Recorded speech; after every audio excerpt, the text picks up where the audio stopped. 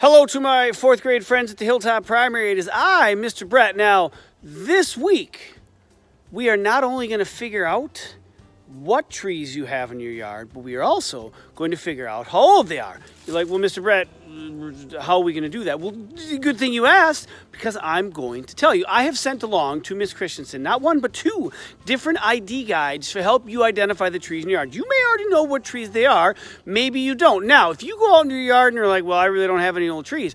Well, maybe there's a tree or two in your neighborhood, maybe at a park you can use. Go with your parents. One of the IDs is the leaf identification. You're like, well, Mr. Brett, a lot of the leaves have fallen out of the trees. You are correct, and so I have you covered on there. But if you get lucky and there is a tree in your yard or your neighborhood that still has leaves on it, perfect. Use the leaf ID key. Now, some trees, though, you're like, well, Mr. Brett, I have all sorts of questions today. Some trees don't have leaves. You're right, because some trees, instead of having leaves, they have needles. Now, we call those cone-bearing trees and or conifers. They look a lot like, well, this one here. This is a cedar tree. You may have cedars in your yard.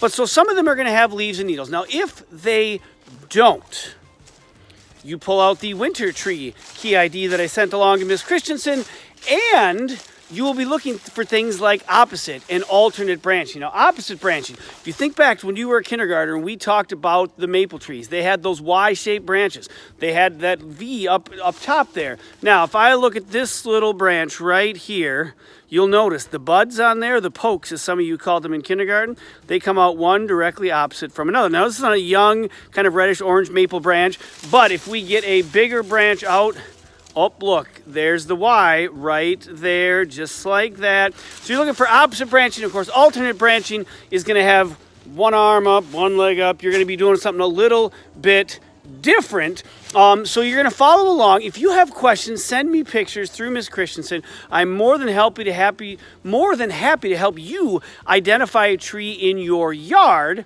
because then on Thursday, I'm going to give you the tools to be able to figure out how old it is. Good luck, and we'll see you on Thursday.